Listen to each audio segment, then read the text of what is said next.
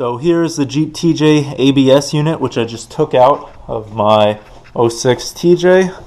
So I have this big open space right here that I'm going to be using to mount this ARB twin onboard compressor. The tray that the ABS was on, in order to make this sit kind of flush, I'm going to grind down this kind of diagonal edge here just to make it flat because it sticks out just past it.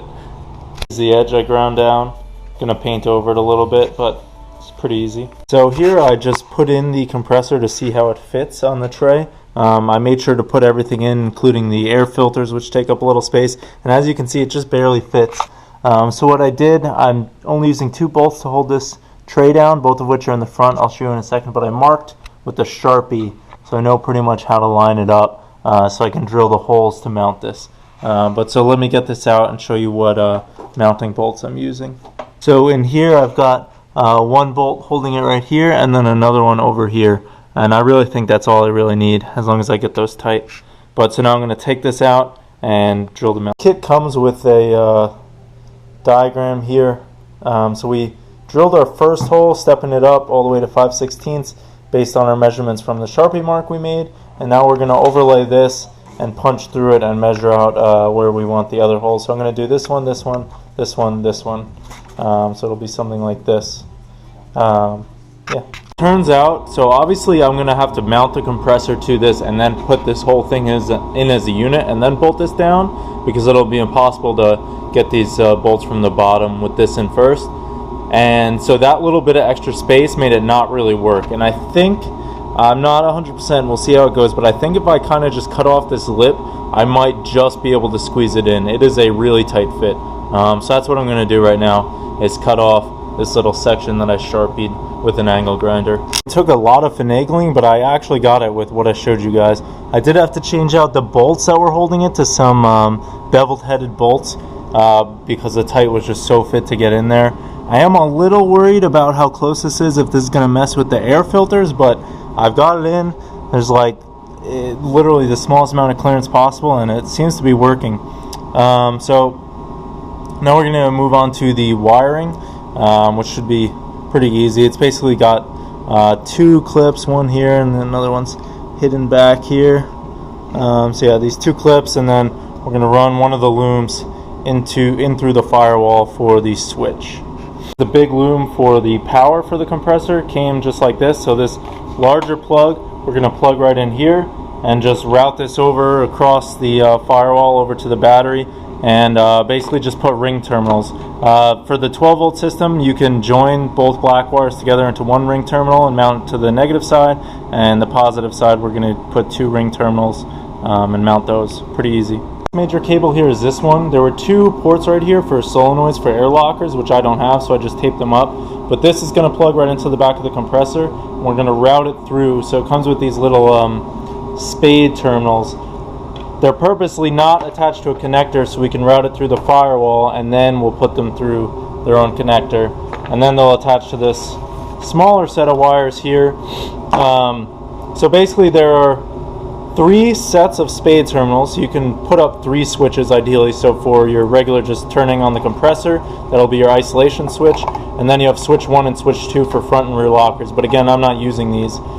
So I'm just going to be using the isolation set of switches, and then these 2 random wires are if you want to wire it to your ignition, aka so it'll only turn on when the key's on, and the other one's to illuminate the switch. I'm going to try to go without either of these. I don't really care about it going on without the ignition on, and nor do I really care about having the switch illuminated. So it's already looking like a mess down here, but so the next plug, I just plugged right in, again, the port coming right out of the back of the compressor, and then you can actually, it's going to be impossible for you guys to see, but right there's already a hole in the firewall, and you can route all your wires through there. And then I just zip tied the excess right here. It's kind of a mess, but it's actually a pretty easy installation, and their wiring guide is actually pretty complete. I sort of skipped a step here. So this normally did not have this plug on it. It was just these spade terminals, and they do it like that so you can easily put the spade terminals through the firewall. And then in order to mount this plug, you just have to match it up with the other piece, so you make sure the correct wire goes to the correct location, if that makes sense. So let me find the other piece. So you have this smaller set of wires with the switch terminals on it, so this will plug into there. And so you just got to make sure like the black wire that was inside the Jeep matches with the black wire here, and plug the spade in so that way when these connect, they connect. Green to green, yellow to yellow, and then red went to purple. That was the only color change. So yeah, pretty easy. And then we're just going to plug this in right there, and then we'll be able to wire up these switches. Got the ring terminals on. This larger black one is actually an 8 gauge. I didn't have the right size ring terminal, so I couldn't fit the smaller one in with it. So, but yeah, basically the ones farther away to negative and these to positive, and that's the power setup. Alright, so hopefully you guys can see this. So here's the ARB switch. So it's a little complex. They want you to wire it into the dash lighting. A lot of people don't really want to do this. It seems kind of excessive. So you could just use the 3 sides of this. So this would be your power in. So you got to tie it into some power. Could be switched on with the ignition. This will be out to the compressor and then a ground. So that basically makes it a 3-prong switch if you just use these sides. Or I already have this mount drilled for this little ARB switch, which has the exact same thing basically. So here at the top I've got power in, power out to the compressor, and then ground. And I'd already previously had a hole drilled for this and everything. But anyway, so what I want to get into now is that power in. So they have this red and yellow wire, which has a diode spliced in.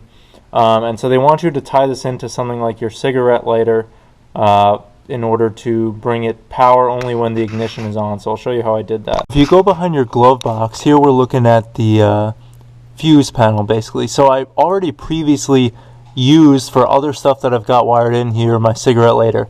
So what I did is, so on these fuses, these little nubs, you can put a multimeter up to those and find what has power and see if it has power all the time or if it has power just when the ignition's on. And so what I found was number 6 here had power whenever the ignition was on. It was for a rear wiper, and I no longer have the hard top, so I don't really need it. So what I put in there is called a fuse tap. I'll pull it out and show you.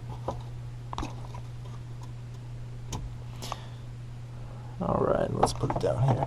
So this fuse tap, as you can see, so the 120 amp fuse was originally for that circuit, and then I put in another one and has a little wire joining off. So what I can do is just route that red and yellow wire right into this butt connector right here, and then it'll tap into that line. So that'll be the 12 volt power that this switch needs in order to turn on the compressor.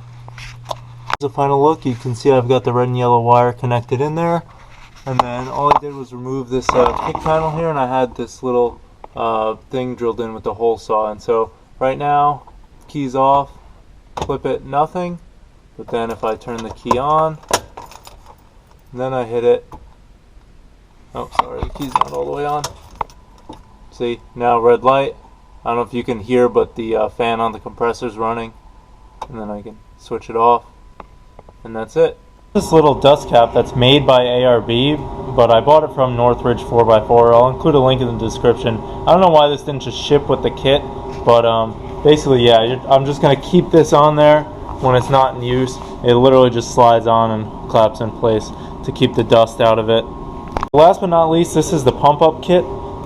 So it actually came with a defective collet, but they shipped me a new one when I contacted them about it. So it comes with various assortments to air things up, and then I bought this piece separately. This is another piece that should read the PSI as we're using it. I'll plug it all in and hook it up 1 second, see if it works. So with this piece spliced in right here, it tells you right here the PSI, and you can just press this lever.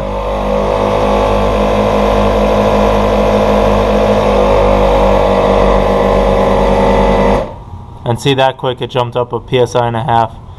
So yeah, it makes it really nice, easy to read what PSI you're at.